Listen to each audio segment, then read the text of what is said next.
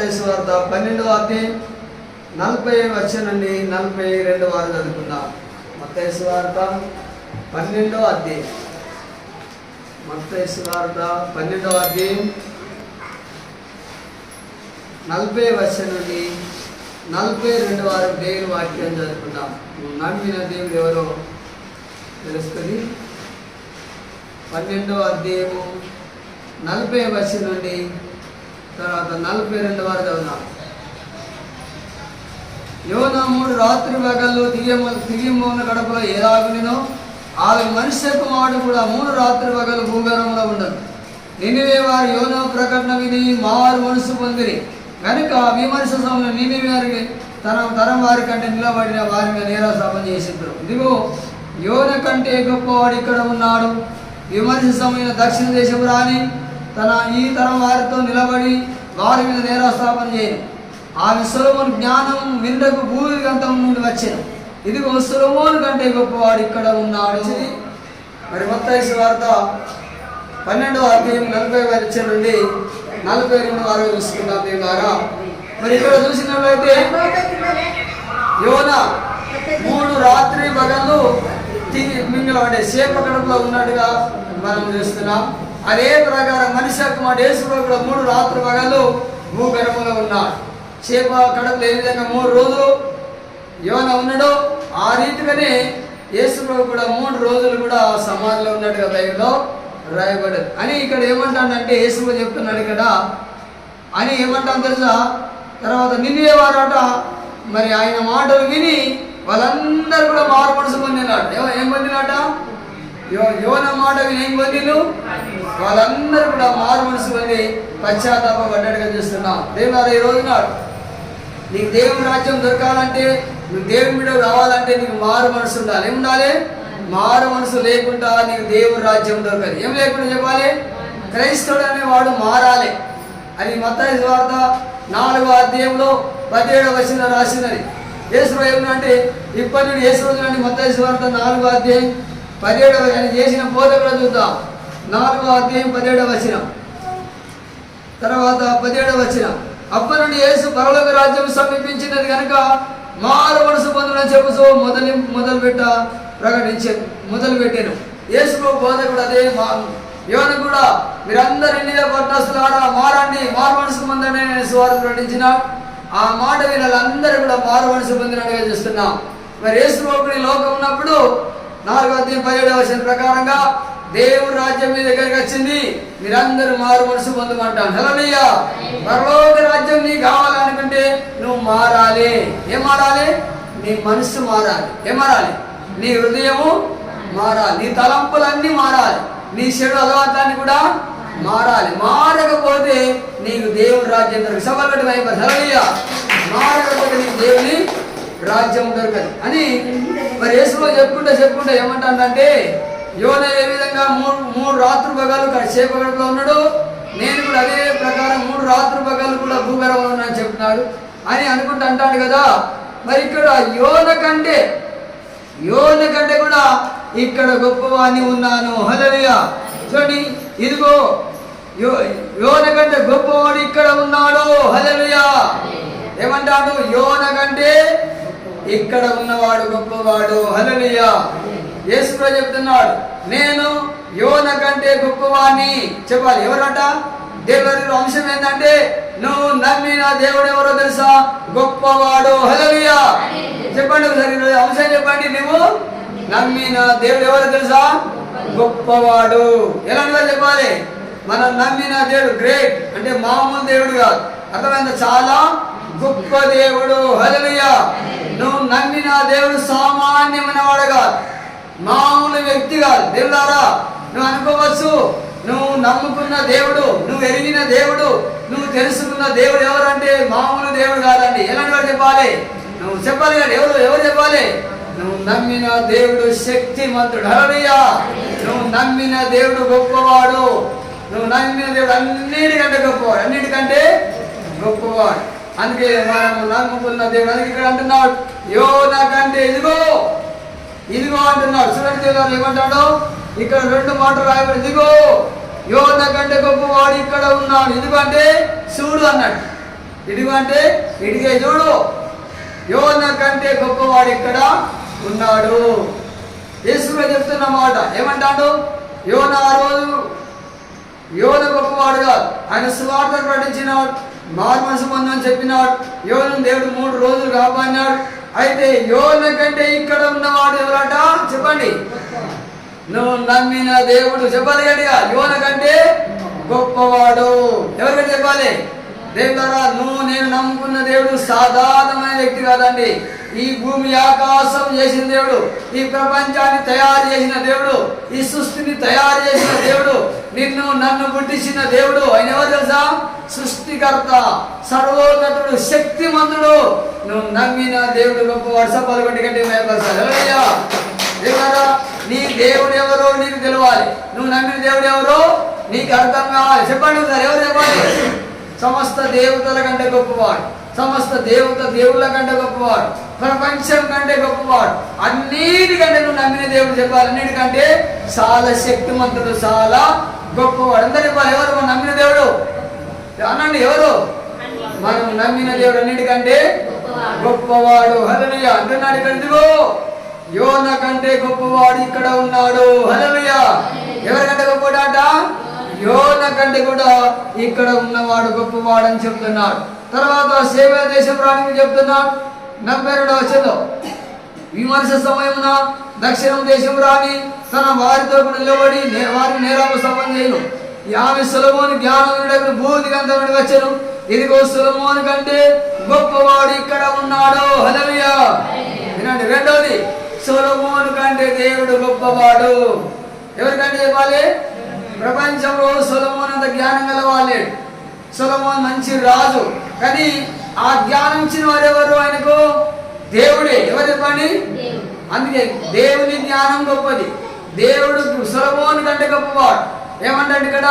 సొలొమోనే గొప్పవాడు కాదు, యోన గొప్పవాడు కాదు. యోన కంటే, సొలొమోను కంటే ఇక్కడ ఉన్నాను నేను గొప్పవాణ్ణి. హల్లెలూయా. మరి యేసు చెప్తున్నాడు ఇక్కడ, నేను గొప్పవాణ్ణి.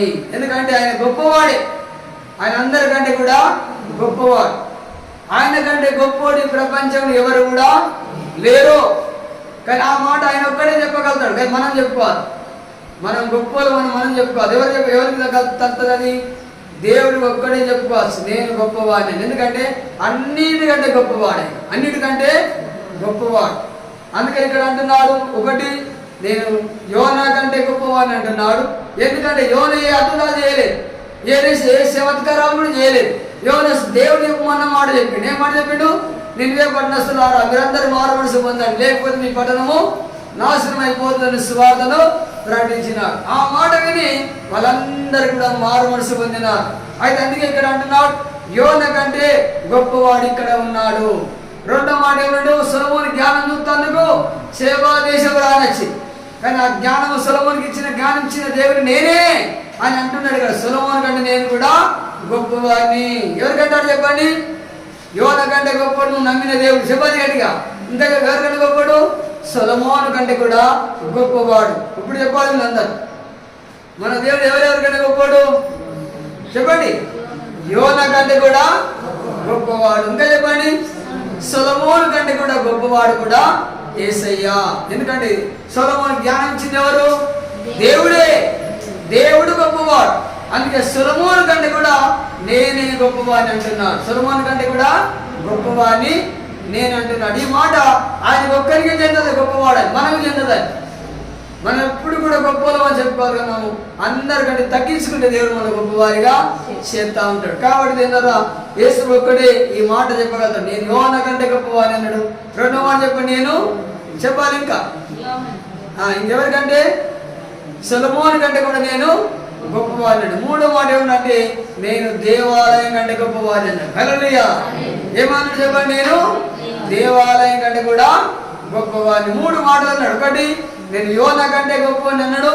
రెండో మాట, సొలొమోను కంటే నేను గొప్పవాడిని అన్నాడు. మూడో మాట ఏమిటంటే, నేను దేవాలయం కంటే గొప్పవాడిని. కనుక దేవులారా, మన దేవుడు దేవాలయం కంటే గొప్పవాడు, మన దేవుడు యోన కంటే గొప్పవాడు. నువ్వు నమ్మిన దేవుడు ఇంకా చెప్పండి, సొలొమోను రాజు కంటే కూడా గొప్పవాడు. జ్ఞానం గల దేవుడు, అన్నిటికంటే గొప్పవాడు. ఎందుకో అన్నింటి చేసినవాడు కాబట్టి. ఎందుకు గొప్పవాడు? ఈ భూమి ఆయన చేసింది ఆయనే, ఆకాశం అయినది, సముద్రం అయినది, పిట్టలు ప్రపంచమంతా ఆయనే చేసింది. ఆయన శక్తిమంతుడు, ఆయన జ్ఞానం గలవాడు, ఆయన అన్నిటికంటే గొప్పవాడు. అన్నిటికంటే ఆయన గొప్పవాడు కనుక దేనివారు ఆయన ఒక్కడికి అది చెందుతుంది. గొప్పవాడు. నువ్వు నమ్మిన దేవుడు చెప్పండి అక్క, సాధారణమైన వ్యక్తి కాదు, ఆయన మామూలు వ్యక్తి కాదు, ఆయన గొప్ప దేవుడు. హల్లెలూయా. నువ్వు నమ్ముకున్న దేవుడు చెప్పండి ఒకసారి, గొప్ప దేవుడు, అన్నిటి మీద అధికారం ఉన్నవాడు, ఆయన సర్వశక్తిమంతుడు. అందుకనే అబ్రాహాముతో ఈ మాట చెప్తున్నాడు. చూడండి, ఆదికాండము చూద్దాం ఒకసారి, 17వ అధ్యాయం చూసుకుందాం. ఏమంటాడు దేవుడు కూడా అక్కడ అబ్రాహాముతో కూడా, మరి అబ్రాహాముతో కూడా ఈ మాట చెప్తాడు. అబ్రాహాం, నేను సాధారణమైన వ్యక్తిని కాదంటున్నాడు. 17వ అధ్యాయం మొదటి వచనం, 17వ అధ్యాయము మొదటి వచనం. అబ్రాహాము 99 ఏళ్ళ వాడైనప్పుడు అతని ప్రత్యక్షమై, నేను సర్వశక్తి గల దేవుడను, నా సన్నిధిలో నడుసు నిందారహితుడవైండము. హల్లెలూయా. అబ్రాహాముతో దేవుడు ప్రత్యక్షంగా మాట్లాడుతున్నాడు. అబ్రాహాం, నేనెవరో నీకు తెలుసా? నేను సర్వశక్తి గల దేవుని. సభలు గట్టి కొట్టాలి సార్ అందరూ. ఎలాంటి దేవుడు అట? నేను సాధారణమైన వ్యక్తిని కాదు, నేను మామూలు దేవుని కాదు. అబ్రాహాం, నువ్వు నమ్ముకున్న దేవుణ్ణి, నేను సర్వశక్తి గల దేవుడను. హల్లెలూయా. ఏమంటాను? నేను సర్వ శక్తి గల దేవుని, నేను గొప్పవాడిని అని చెప్పుకున్నాడు ఇక్కడ. నేను మామూలు దేవుని కాదు అబ్రాహాం, నేను సర్వశక్తి గల దేవుని. అందుకని మన దేవుడు అన్నిటి మీద శక్తి ఉన్న దేవుడు. సభలు కట్టి మేపరచాలి. హల్లెలూయా. అన్నిటి మీద బలం ఉన్న దేవుడు, అన్నిటికంటే గొప్ప దేవుడు అయిన దేవుడా. మనం నమ్మిన దేవుడు సాధారణమైన వ్యక్తి కాదు, మనం నమ్మిన దేవుడు మామూలు వ్యక్తి కాదు, ఆయన అందరికంటే గొప్పవాడు. అందరికంటే గొప్ప దేవుని నువ్వు నేను నమ్ముకున్నాం కనుక ఆ గొప్ప దేవుని మనం ఏం చేయాలి తెలుసా? ఆ గొప్ప దేవుని మనం మహిమపరచాలి, ఆ గొప్ప దేవుని మనం స్తుతించాలి, ఆ గొప్ప దేవుని మాట మనం వినాలి, ఆ గొప్ప దేవునికి మనం భయపడాలి.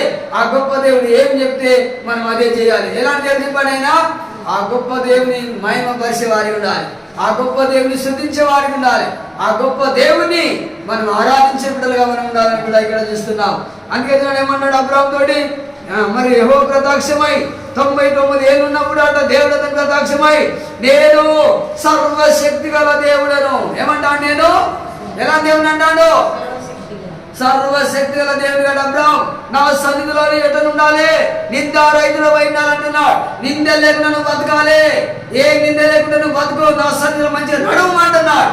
ఏమంటాను? నా సన్నిధిలో నిందారహితుడు ఉండము. తర్వాత నిందారహితుడు అంటున్నాడు, ఇక్కడ నా సన్ని నడవాలంటున్నాడు. దేవుని బిడ్డలా మనం ఎట్లా ఉండాలి?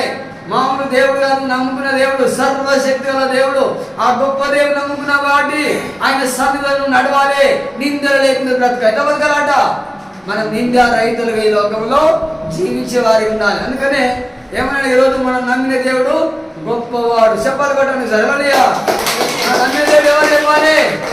మనం నమ్మిన దేవుడు అన్నిటికంటే గొప్పవాడు, సాతాను కంటే గొప్పవాడు, ఆ తర్వాత దేవతల కంటే గొప్పవాడు, అన్ని దేవుల కంటే గొప్పవాడు.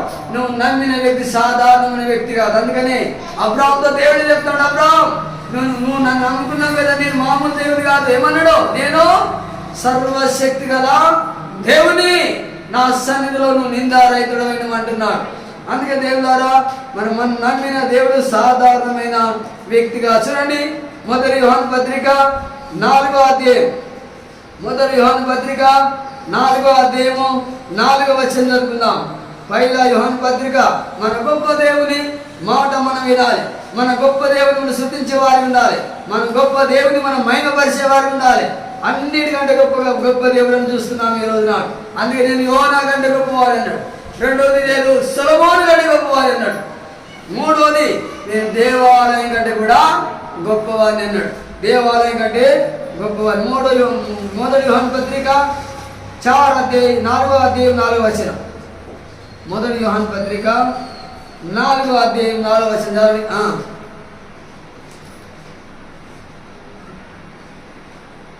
మొదటి యోహాను పత్రిక పైలా యోహాను 4వ అధ్యాయము 4వ వచనం. చిన్నపిల్లలారా, మీరు దేవుని సంబంధం, మీలో ఉన్నవాడు లోకములో ఉన్నవాని కంటే గొప్పవాడు కనుక మీరు వారిని జయించి ఉన్నారు. హల్లెలూయా.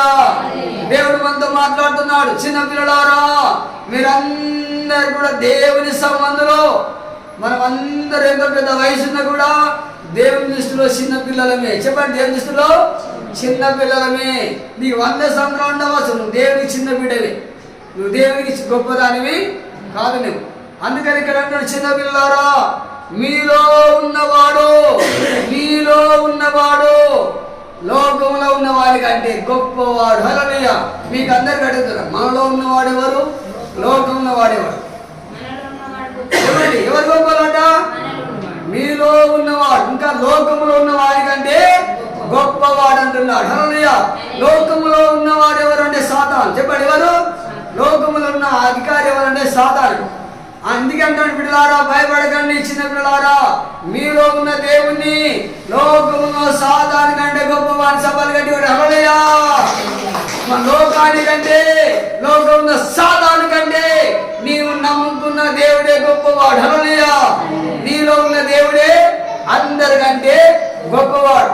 దేవుడారా, మనం దేనికి కూడా భయపడే అవసరం లేదు. ఎందుకంటే నీలో ఉన్న దేవుడు ఎవరు చెప్పండి? లోకం కంటే, సాతాను కంటే గొప్పవాడు నీలో ఉన్న దేవుడు. మనలో ఉన్న దేవుడు సాధారణమైన వ్యక్తి కాదు, ఆయన మామూలు వ్యక్తి కాదు. మనలో ఉన్న దేవుడు చాలా గొప్పవాడు. చెప్పండి, చాలా గొప్పవాడు. మనం లోకాన్ని చేయించిన వారు అంటున్నాడు ఇక్కడ. కనుక దేవుని స్తోత్రాలు.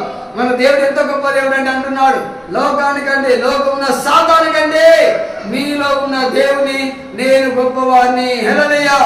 దేవుడారా, మనం భయపడే అవసరం లేదు. ఎందుకు తెలుసా? అందరు చెప్పండి, మనలో ఉన్న దేవుడు ఎవరు చెప్పండి? గొప్పవాడు. హల్లెలూయా. ఎవరికంటే గొప్పవాడు? యోహాను కంటే గొప్పవాడు. ఎవరికంటే? యోనా కంటే గొప్పవాడు. ఇంకా యోనా తర్వాత సొలొమోను కంటే గొప్పవాడు. మూడోది దేవాలయం కంటే గొప్పవాడు. దానికంటే చెప్పండి, ఈ లోకంలో ఉన్న నాలుగోది, ఈ లోకంలో సాతాను కంటే కూడా నీలో ఉన్న దేవుడు గొప్పవాడు. నీలో ఉన్న దేవుడు గొప్పవాడు. అందుకే సాతానుడు మనకేం కాదు, భయపడేవాడు. మీలో లోకం కంటే, లోకంలో ఉన్న సాతాను కంటే మనలో ఉన్నవాడు గొప్పవాడు అని తెలుసుకోవాలి. హల్లెలూయా. మన ఉదయం ఉన్న దేవుడు మామూలు వ్యక్తి కాదు. లోకం, సాతాను కంటే, లోకం కంటే నీలో ఉన్న దేవుడే గొప్పవాడు. ఎవరు దేవుడు గొప్పవాడు చెప్పండి? నీలో ఉన్న దేవుడు గొప్పవాడని మనం తెలుసు. అందుకని ఆ గొప్ప దేవుని మనం మహిమపరచాలి, ఆ గొప్ప దేవుని మనం ఆరాధించాలి, ఆ గొప్ప దేవుని మాట మనం వినాలి, ఆ గొప్ప దేవుని మనం భయపడాలి, ఆ గొప్ప దేవుని మనం స్తుతించే వారికి ఉండాలి దేవులారా. అందుకని మనం నమ్మిన దేవుడు మామూలు వ్యక్తి కాదు, గొప్ప దేవుడు. హల్లెలూయా. ఈరోజు చెప్పండి, మనం నమ్మిన దేవుడు గొప్పవాడు. చెప్పాలి, మనం నమ్మిన దేవుడు ఎవరు? ఎవరికంటే? యోనా కంటే గొప్పవాడు. ఇంకా సొలొమోను రాజు కంటే గొప్పవాడు. ఇంకా చెప్పండి, దేవాలయం కంటే కూడా గొప్పవాడు. ఇంకా లోకమున్న సాతాను కంటే కూడా గొప్పవాడు. నేను నమ్ముకున్న దేవుడు సాధారణమైన వ్యక్తి కూడా కాడు, అంత గొప్ప దేవుని మనం తెలుసుకున్నాం, నమ్ముకున్నాం. అందుకని ద్వారా మనం భయపడే అవసరం కూడా లేదు. ఆ గొప్ప దేవుని మనం ఆరాధించాలి. అందుకని యేసు అన్నాడు, యోహాను సువార్త 14:6 చెప్పిన గొప్ప దేవుడు ఏమన్నంటే, నేనే మీకు పరలోకానికి మార్గాన్ని అన్నాడు, నేనే సత్యాన్ని, నేనే జీవాన్ని. మన గొప్ప దేవుడు పరలోకానికి ఒక్కడే మార్గం, మన గొప్ప దేవుడు పరలోకానికి ఒక్కడే, మనకు జీవం, అందరికి జీవం. మన గొప్ప దేవుడు మనందరికీ ఆయన ఒక్కడే సత్యం అని చూస్తున్నాం. కనుక గొప్ప దేవుడు నేనే. ప్రపంచంలో ఎవరు కూడా నేనే మార్గాన్ని, నేనే సత్యాన్ని, నేనే జీవాన్ని అన్న వ్యక్తి ప్రపంచంలో ఎవరు కూడా లేరు ఇంతవరకు. ఆయన ఒక్కడే మార్గం మనకు పరలోకానికి, ఆయన ఒక్కడే సత్యం మనకు, ఆయన ఒక్కడే జీవం మనకు. కనుక దేవులారా, ఆ గొప్ప దేవుని మనం నమ్ముకున్నందుకు మనం గర్వపడాలి, ఆ దేవుని మనం స్తుతించాలి, ఆ దేవుని మనం మహిమపరచాలి. నువ్వు నేను నమ్మిన దేవుడు చెప్పండి, ఎవరు చెప్పండి? గొప్ప దేవుడు. హల్లెలూయా. ఎవరికంటే?